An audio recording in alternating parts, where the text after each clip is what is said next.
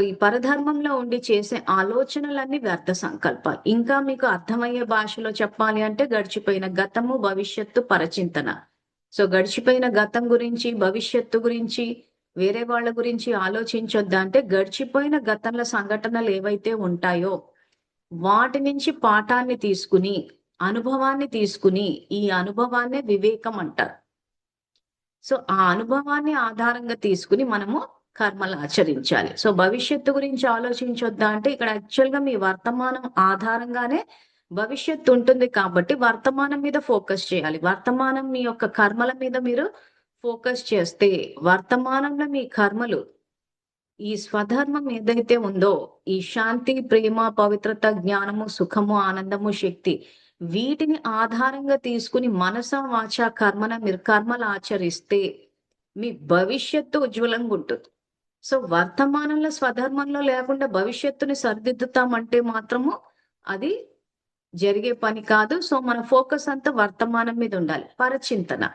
So, పరచింతన అంటే వేరే వాళ్ళ గురించి ఏం ఆలోచించాలి అనంటే వాళ్ళ స్వధర్మాన్నే చూడాలి. స్వధర్మాన్ని కాకుండా ఇంకా ఏవి చూడ్డానికి ఇక్కడ భగవంతుని యొక్క మహావాక్యాలు లేవు. సో, సాంఖ్యయోగాల అర్జునుడి యొక్క విషాదానికి పరిష్కారం భగవానుడు అదే చెప్పారు. సో, ఈరోజు అవతల వాళ్ళున్న క్రోధాన్ని, ఆవేశాన్ని, లోభాన్ని, అహంకారాన్ని అన్నిటిని చూసి వీళ్ళ కోపం ఎక్కువ, అహంకారం ఎక్కువ అన్న ఆలోచన చేసినప్పుడు, ఆ ఆలోచన ద్వారా వాళ్ళలో ఉన్న తమో ప్రధానతని అబ్జార్బ్ చేస్తున్నాం, గ్రహిస్తున్నాం మనం.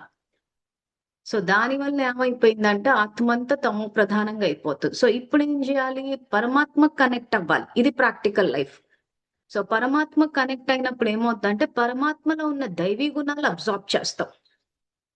సో, ఈ నిరాకార శివ పరమాత్మ ఆధ్యాత్మిక విశ్వవిద్యాలయం అన్నది ఒక రకంగా మీరేదేదో విద్యాలయం ఏదో అని చెప్పి అంత ఆలోచించి ఇంకా మీ భాషలో చెప్పాలి అనంటే ఇదొక ఏమంటారు దాన్ని? మన ఆత్మకు వైద్యం చేసే ఒక హాస్పిటల్ అనుకోవచ్చు.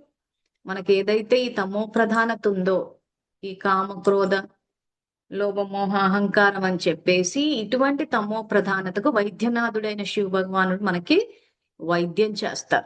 సో, ఇది హాస్పిటల్ అని గూడా అనుకోవచ్చు. లేదు ఆత్మని అందంగా తీర్చిదిద్దుకోవాలి అని అనుకుంటే ఇదొక బ్యూటీ పార్లర్, భగవంతుని యొక్క బ్యూటీ పార్లర్ అని గూడా అనుకోవచ్చు. ఎప్పుడైతే ఈ రకంగా మనం స్వధర్మంలోకొచ్చి తండ్రికి కనెక్ట్ అయితామో, ఆత్మ ఈ దివ్య గుణాలని ధారణ చేసి, ఈ దివ్య గుణాలతోటి తనని తాను అలంకరించుకున్నప్పుడు, ఆ అందం అన్నది, ఆ ఆరోగ్యం అన్నది శరీరం నుంచి మనకి రిఫ్లెక్ట్ అవుతది. అంటే ప్రతిబింబిస్తది.